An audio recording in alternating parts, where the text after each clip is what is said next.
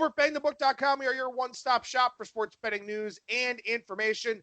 Tons of stuff out there on BangTheBook.com for the Daytona 500 this weekend, UFC event this weekend. We got NHL, college basketball, and NBA. We got so much stuff going on here that, look, I mean, just head on over to BangTheBook.com. Check it all out. We got stuff for the NBA All-Star Game as well as the skills competition and all that stuff coming up here for this weekend. We got it all over there at the website. We'll have an esports preview for this week from Jonathan Willis. Also, we got XFL. I got picks up for all 4 games. We'll get some additional stuff from Charles J for this weekend on the gridiron. So plenty of things going on over at BangTheBook.com. Please make sure you check it all out. Finally, as you know, this and every edition of Bang the Book Radio, presented by our friends over at DSI Sportsbook. BTB and the number 200 is that promo code. 100% deposit match bonus for the sportsbook. 100% deposit match bonus for the live casino at BetDSI. It's only a game until you bet it. All right, with that, we bring on our first guest. That is Greg Peterson from the Hoopin With Hoops podcast. You can also find him on VSIN. Greg, how's it going today, man? I'm doing great. How about you? Doing very well, buddy. Appreciate your time here. Thanks for joining me on this Friday morning here, the day before yet another massive Saturday card out there in college basketball. But we like to talk about a topic and then talk about a few games over the course of our segments here. And something I thought would be pretty good to talk about, the mental side of handicapping. I mean, this is a grueling business. Obviously, not everybody does what you do, playing every side in total, but still, everybody is affected by the wins and losses, the ups and downs, the peaks and valleys. So how do you stay away from getting too high on the good days and getting too low on the bad days? Just remember that this is all a process. If you're trying to get rich quick with regards to sports betting, you're doing it so incorrectly. You're going to just wind up more than likely going broke unless you're just super, super lucky. You just keep rolling it over and everything like that. Just recognize that there are going to be days where you have good calls and they're not going to come through. And there are going to be some days where maybe you have a couple misreads and you get lucky as well. Everything in the end winds up balancing out. And the big thing is just staying the course, making sure that if you feel like you have a good model, you just continue on with it. And if you see some issues with regards to your handicapping, you need to address those as quickly as possible in order to just get with plays that you feel comfortable with. And the big thing is just making sure that day in and day out, you feel like you put yourself in the best position to win. It's sort of like poker. With poker, you're not always going to get the wins, but if you push all in with pocket aces and it's pre-flop, you've done all that you can do to put yourself in a winning position. Same thing happens with college basketball. Like a few days ago, the Houston versus South Florida game. If you want to blame the points with Houston, you had yourself in a good position to win. Who would have thought that LaQuincy Rodeo winds up sprinting with nobody touching him to the rim to cost you that beat? I mean, it's one of these things where you need to sort of have a narrow mindset, take out all the noise, and just recognize the way that the games are going rather than sometimes the actual true results. Because when people say, and I quote, a beat's a beat, they're lying to you.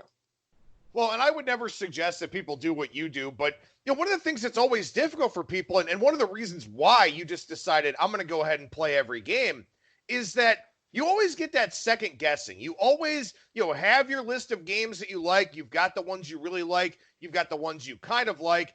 And invariably, just about every night, you're going to wind up leaving off a game that wins for a game that loses because a lot of people don't want to play all of the games that they like. They feel like they're kind of overextending themselves.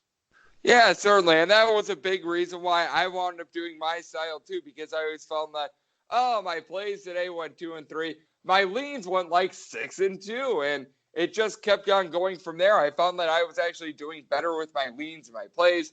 You expand the strike zone, the leans are still doing better than the plays, and then the list goes on and on. And I just decided to scrap it and say, you know what, let's just play everything, because I'm noticing the edge I have on game number 85 might actually be better than the edge I have on game number 3, because maybe I just have game number 3 a little bit too overrated, and maybe game 85 is a game I have a small edge on, but at the same time, bookmakers aren't as sure about every last one of their lines that they're putting out as well, contrary to popular belief. Well, and I think the hard thing, too, about kind of trying to narrow down your card a little bit is that in essence, you sort of wind up picking those games twice. You've already done the handicapping process, but then you try to decide, do I want to take this game over that game because I only want to take one of them? So you wind up picking that game twice. And I know that that's something that I've talked about in the past with, professional handicappers or guys that sell picks or whatever. They've got that list of leans, but they can't send out, 10 games to their clients because they don't want to put their clients in that position. So you end up picking that game twice. And I think that makes it even that much harder. So maybe in those instances, you kind of do something where maybe you lower your regular bet size, but just play everything that you like. That's exactly what I've been doing too, because I'm one of those people. I'm not playing a full 1% of my bankroll on every one of my plays. It would be impossible to with how many plays I have. So it is one of these situations in which I'm playing these games at a little bit less. And at the same time, it actually makes the bad beats sting a little bit less, because it would be one thing if you put like half your bankroll and then you have exactly what I went through a few days ago with South Florida happening and you played the money with Houston. I mean, that would be just absolutely deplorable. Meanwhile, if you have it count for a much, much smaller number, you can at the very least live with yourself a little bit more in some of those instances. So obviously, I mean, you've got a very busy schedule with the podcast, with your work for VSIN, doing everything you do to handicap the card.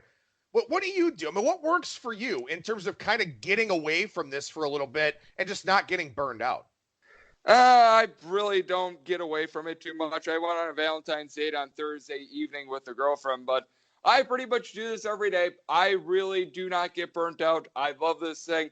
Every single day I wake up, I absolutely am blessed to be in this industry. Sports have been my passion. I really don't have an escape. My escape is sports. All right, fair enough. I mean, everybody kind of finds, what works for them. And I think that's part of the learning curve here too. I mean, you look at anybody can handicap a game. Anybody can look at the stats, the analytics, the matchups, all that kind of thing. But the mental side of betting on sports is something that I think you have to find what works for you, no matter how long it takes you to find that. And if you're unhappy with what you're doing, if you're unhappy with how things are going, you've got to make changes. And that's something that you did, just going ahead and just blanket playing the card, every single day. But the mental side of this business is something that does not get talked about enough. And one of the reasons why I thought it was a good idea to talk about it here today. Oh, yeah, absolutely. And it is one of these things where I know a lot of people don't have the time and the effort and the means to be able to play every game and every day. That's why I really do feel fortunate. It's a big reason why I don't get burnt out. It's because I recognize in my mind that, yeah, I might be doing sports every day, but at the same time, it could be worse. I could be like a coal miner with like a little bit more vacation, or I could be someone that I have a aunt and uncle that they do dairy farming.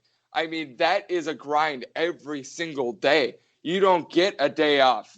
Cows don't milk themselves and everything like that. So it does really put things into perspective for me and make me feel fortunate that I do what I do.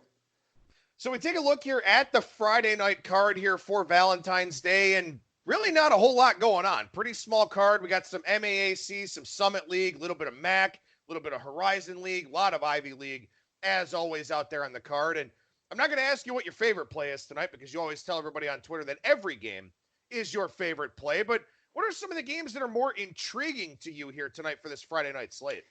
How about the Davidson versus St. Bonaventure game? Because with St. Bonaventure, with big man Usani in the fold, they are 16-2 straight up. And this is a Davidson team that a lot was expected of them.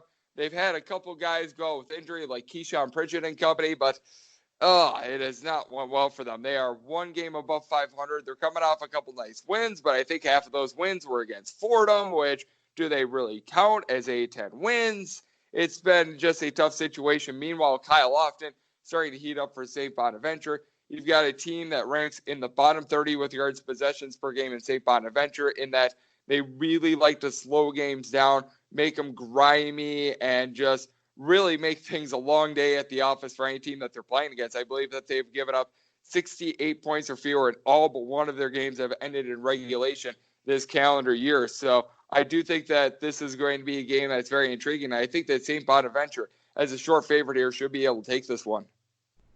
What about this Akron and Central Michigan game? I think this one's kind of interesting too, because Akron, I don't know what I'm going to get day in and day out here. I mean, they are 4-3 over their last 7 games. They lost by 10 at home to Toledo, lost by 3 at home to Buffalo in a pretty big favorite role, lost the rivalry game to Kent State. And then a game that we talked about on Monday's show, Eastern Michigan had 38 free throw attempts, only made 18 of them, and Akron beats Eastern Michigan by 1. Now they take on a Central Michigan team that doesn't really care much about playing defense, but wants to run the floor, score a ton of points. That kind of goes against what Akron wants to do. They kind of want to control a lot of things in their games. What about this one tonight up in Central Michigan? And what I like about Central Michigan is the fact that you've got a lot of versatility. David D'Lo, Robert Montgomery are all guys that are able to shoot threes. I will say that Kevin Kay is able to shoot threes, but he shoots at under a 20% clip, so that doesn't do you a whole lot of good. But what I do like about the way that Central Michigan is playing as well is they're getting guys like a Devontae Lane in the backcourt that have been able to step up as well. And this is an Akron team that I still think is still trying to find itself a little bit, because at the beginning of the year, they were getting to 80+ on the regular. Tyler Cheese was able to step up with Lorraine Christian Jackson. Both these guys have been doing a good job at the guard spot. It just feels like the defense is a little bit wishy-washy at this point. I think that is a big reason why we've seen this total come down. It opened up at 157 as we do this show. It's hovering right around 150. I do think that is the correct move, because you do mention that Central Michigan likes to go up and down, but they've actually slowed things down a little bit more recently. So I do think that this is a good spot for an under, but I wound up having to take the points here with Central Michigan just being on their home floor. And to your point, Akron just being a little bit inconsistent over these last couple games with regards to both the offensive and defensive effort that you're going to get. I want to ask you about this game here in the Horizon League tonight, because this one actually gets a little bit of airtime this evening on the ESPN family of networks. And, when you're a team like Wright State and you don't really get a whole lot of press, you don't really get a whole lot of pub until you wind up playing your conference tournament, something like that. This one's actually on ESPN2 tonight. Wright State is the best team in the Horizon. They're in a revenge spot here against Loyola Chicago, who they lost to by 4 on January 12th. It seems to me like Wright State's going to want to make a statement here tonight, but that line has come down from 11.5 to 11. Yeah, I just think that this is a couple too many points in this spot, because while Wright State is going to want to come out, they're going to want to make a statement, and they do have a lot of experience. Keep in mind, the University of Illinois Chicago had the lone backcourt duo that entered into the 2019-20 season with 2,500 points under the belt in Marcus Adi along with Tarkus Ferguson. They are getting a little bit more down low out of guys like Joshua Blunt and company as well. I do think that Wright State is going to have a big advantage with Loudon Love. He's able to make some noise, 15.3 points, 10 rebounds per game. I do like what he's able to bring to the table, but I just think that double digits here is a couple too many. Now, I do recognize that Wright State has been a juggernaut at the Nutter Center with regards to straight up record, but that doesn't mean double digit win in my opinion. And I think that Wright State is certainly going to be able to flow their offense. They've gotten to at least 70 points in all but one of their games so far this year. So I don't think that that's a question. Wright State on defense, though, could sometimes be very leaky. That's why I wound up taking the points here with the Flames. So how much does that narrative stuff factor into the handicap for you? The idea that this is a revenge game for Wright State, and they get a chance as the best team in the Horizon League here to kind of show something on ESPN2. Does that matter to you at all? It certainly does, but at the same time, these are still one of these situations where the numbers are the numbers too. I think that some people, they don't take revenge into their handicapping at all, and I think that that's wrong. At the same time, they think that situational spots and everything like that mean everything, and that's not the case either. Just because you're a team that you probably should be 20-10 at the end of the year doesn't mean that you're probably going to go like 28-2 or something like that just because of like motivational spots. I mean, it's one of these things where you have to sort of take it into a little bit of account, but at the same time, you got to recognize that the shoe is on the other foot for UIC as well. They're seeing themselves in a big-time game. They have all the lights on them, and they're able to make a statement by knocking off the best team in the Horizon League once again on the road as well. That's an excellent point. There are two sides to every coin here when you kind of talk about spots and things of that sort. So we'll see what happens in that one tonight on ESPN2. But, Greg, we'll transition over to the Saturday card here, which I know you'll be working on throughout the day here on Friday. Few games I want to touch on with you here. Obviously, West Virginia and Baylor, a game that's going to get a lot of run here, so we'll go ahead and start with that one. West Virginia, a couple losses in a row here. Baylor, for the most part, been clearly the best team here in the Big 12 this season. Only that one loss still, the 3-point loss in a neutral setting to Washington up in the state of Alaska all the way back on November 8th. Are they on upset alert here in your mind? I think that this is going to be an interesting spot because what you like about West Virginia is the fact that you've got two guys that are able to pull down 8.5 plus rebounds per game in Oscar Tshiebwe and Derek Culver. Here's the thing with Baylor, though. They have allowed 30 points or fewer in every one of their games ever since the beginning of December. This team has been just an absolute juggernaut. We're seeing West Virginia come back to earth a little bit just because they don't have that guard play. They really lacked to be able to score against Oklahoma. We saw it happen against Kansas. They were unable to break the 50-point barrier. And you've got another Baylor team that is one of the best in all of college basketball with regards to defensive efficiency. I think that Baylor should be able to pull this one out, but I'm very curious to see what the line is as well, because with Baylor, they've been covering a lot of small numbers so far this year.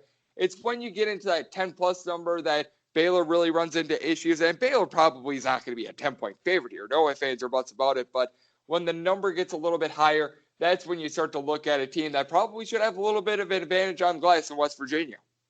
Well, of course, we are recording this here on Friday around the lunchtime hour or so Eastern time. So we don't have any lines out for these Saturday games. We're just kind of going through some thoughts here. So what do you think of Baylor -6, -6.5 in that type of range?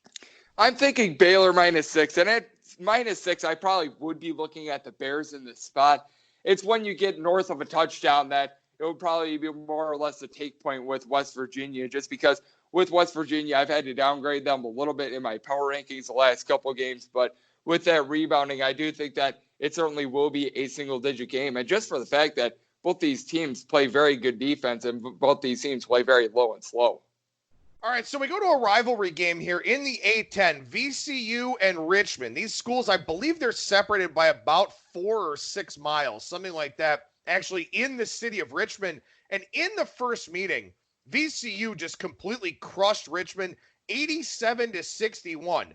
Now this game, the Spiders are hosting this one. What do you think kind of happens here in the rematch of this matchup?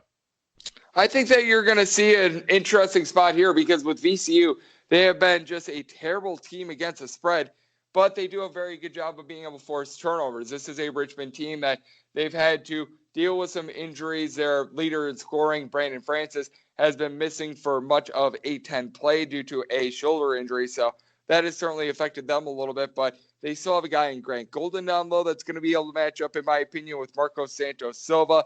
With Marcos Santos Silva, he's really been the leader for VCU, and this is a VCU team that they're able to go 9 deep. I do like that. Here's the thing, though. You want to check on the status of Marcus Evans. We saw what happened when Marcus Evans was out of the fold for the NCAA tournament last year for VCU.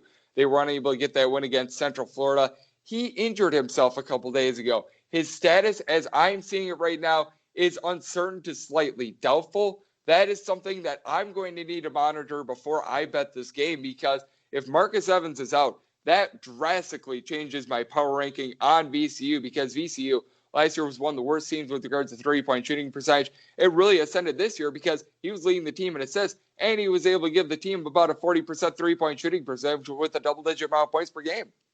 Well, I think something else interesting for VCU here. I mean, obviously there's a lot of bad blood in this, inner city rivalry against Richmond.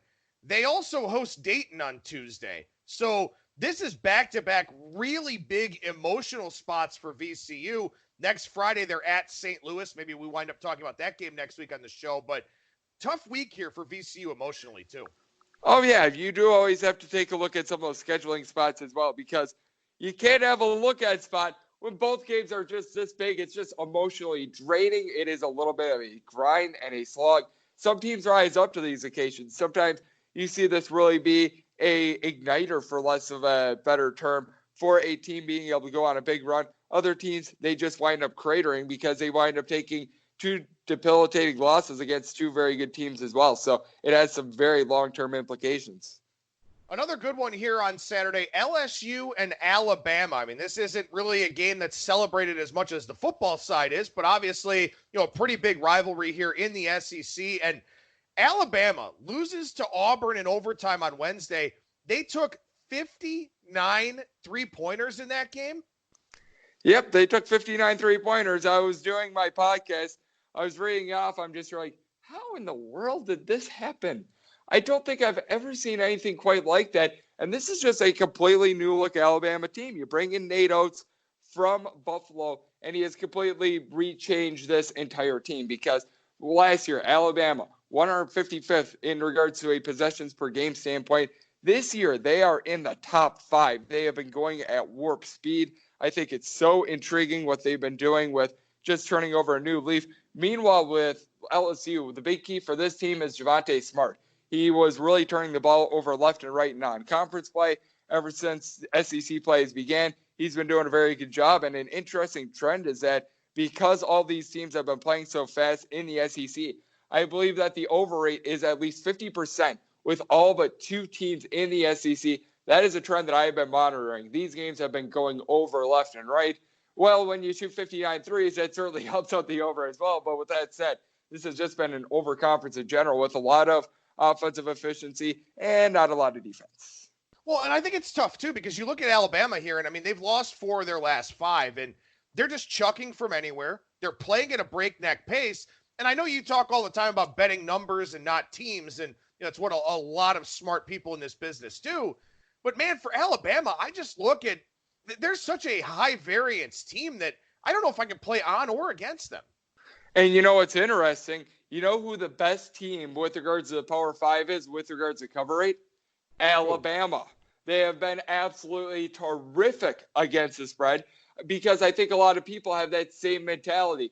Oh, how is Alabama going to be able to hold up on defense? Somehow, some way, despite the fact that they're barely 500 against the spread, they've been covering so many of these games because they just continue to find a way to score. A lot of their games are going over, and it's because they're giving up a lot of these buckets, but they find a way to put together these runs and keep games close.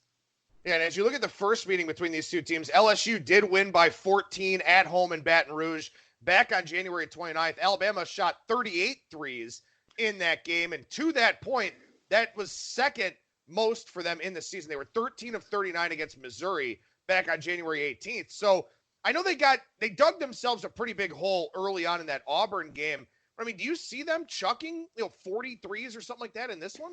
I don't think so. With Alabama, this is actually a team that before that game, they hadn't been throwing up as many threes or three-point shooting rate. It's actually towards the bottom half of all of college basketball. That was a little bit of a unique game. I think that they're going to be trying to drive into the bucket a little bit more. That has really been a little bit more of a forte of theirs. I think that was just a little bit of an isolated situation because they were going up against an Auburn team that their forte this year, unlike last year, is low post defense with guys like Austin Wiley. They wanted to avoid trying to get into the paint and have all those shots blocked. So instead, they were just going super fast and just throwing up threes in the 8 seconds or less offense from the Phoenix Suns a few years ago.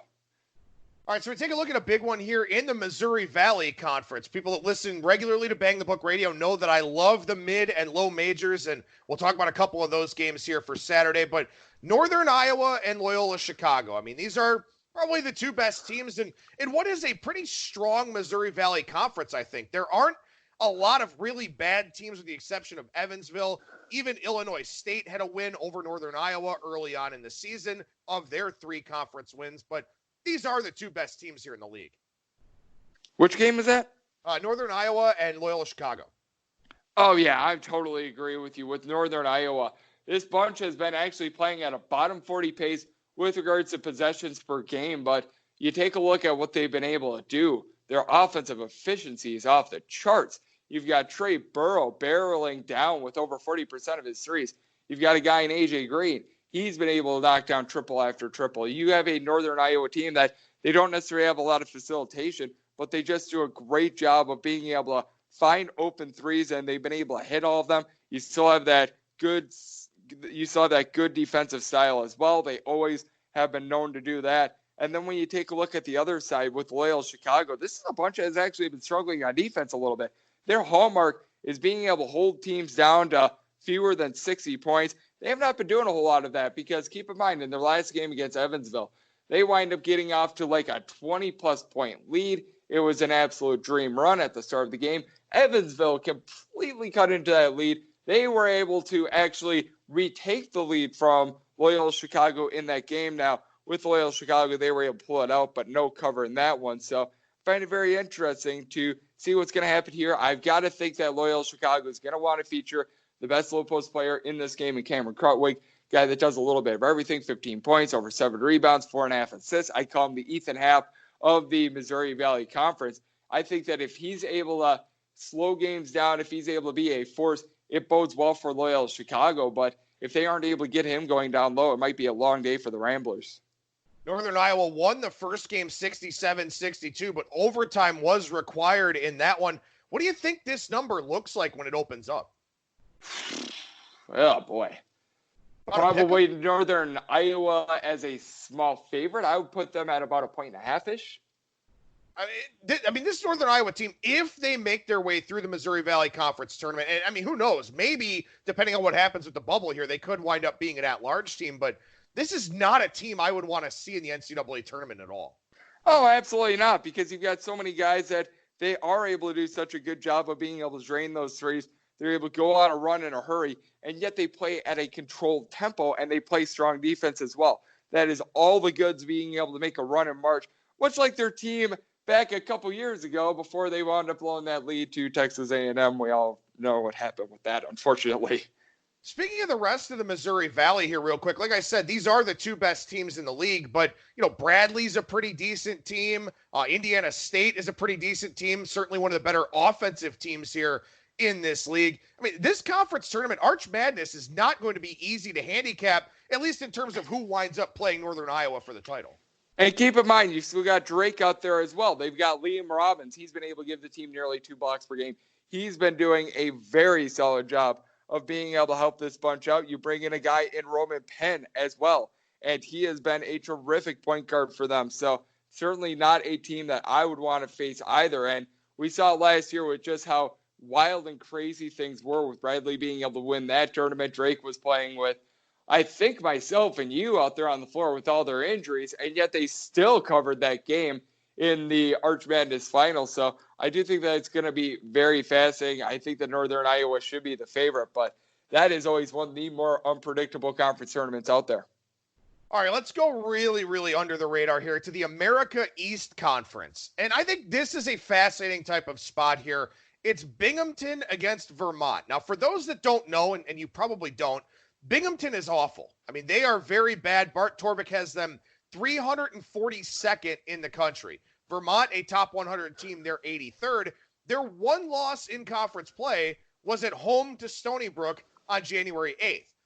Vermont, in their next game on February 20th, plays Stony Brook. So they get their chance at some road revenge here. But first, they've got to try and cover a big number against Binghamton. How do you handle these types of spots here, particularly in the low major conferences? I do like it whenever you get a very overinflated line. That typically is a play on the dog, in my opinion, because when you're just getting up to like 20-plus points and you got to look at spot, typically teams are going to take off the accelerator just a little bit, and that'll allow these teams that, let's face it, they stink, but at the same time, they want to be able to put up something on the stat sheet, and they have just more motivation at the end of these games than, say, a Vermont would be. If this line comes out like 22, maybe Vermont is up 25 with about 5 minutes to go, but they realize, okay, we've got a big game coming up against Stony Brook. Let's save our guys a little bit. Let's make sure that we're all prepped for that one. Let's give the walk-ons, let's give the guy who everyone's cheering Rudy for in the stands a shot to be able to get a couple minutes out there, and that allows Binghamton to be able to hit a couple threes and be able to cut it to, say, like 18 or 19 if that line's 22. So this is typically a spot where I do like being able to take those points. And it's always interesting, too, because I've talked to people that kind of fall on the other side of the spectrum and say, well, yeah, the starters and the guys that play a lot go on the bench, but the guys that don't get to play get to come out there. And they are motivated as hell to go out there and show what they can do, get themselves on the stat sheet, stuff like that. So it's always interesting to me to get those different perspectives in those games that look like blowouts that people just kind of, throw away and discard. But maybe those are some of the games that, have the greatest edges and the best betting opportunities. We're talking about 150 other games. Oh, yeah. Every team is a little bit differently, especially when it comes to late game fouling as well. Whenever you get like those 8-point games, you have to decide whether a game is going to be an over or an under. So many coaches play these so differently because we've seen it so much this year with some of these teams. I forget what game I was watching on Thursday, but it was a 30-point game, and you saw still some fouling. I think it was a Northern Arizona versus Northern Colorado game. Why a team is fouling down 30 with less than a minute to go, I have absolutely no idea, but we wound up seeing it, and that really plays into the over-under because I think the opening line on that was 139, game line's 138, and I think it was bet down to like 137 or something like that. So you got a middle because you had a team that was still motivated and playing in a 30-point game with a minute to go. Greg Peterson, you can hear him on the Hoopin With Hoops podcast, also on VSIN, and he does get some bylines there in the New York Post as well. Greg, what's the best way for everybody to find you? Well, you mentioned the Twitter feed at gunit_81. It is where I tweet out all the appearances I make on VSIN. I always tweet out my podcast, Hoopin With Hoops, which you can find on Apple Podcasts, Google Play, Spotify, Stitcher, and TuneIn, which with Hoopin, it is spelled Hoopin as well. So that makes it a little bit easier to find. And on the Vegas Stats and Information Network this weekend, I'll be doing some hosting both Saturday and Sunday. So you do want to tune into that 11 a.m. to 2 p.m. Pacific. And on an Eastern time standpoint, that is 2 to 5 on Saturday. And then on Sunday, you just expand it. So 2 to 6 p.m. Eastern there. Once again, Greg Peterson, the Hoopin With Hoops podcast at gunit_81 on Twitter. Greg, always a pleasure, man. Thank you so much for getting up and joining me today, and good luck with everything this weekend. Always a pleasure, my friend. Thank you.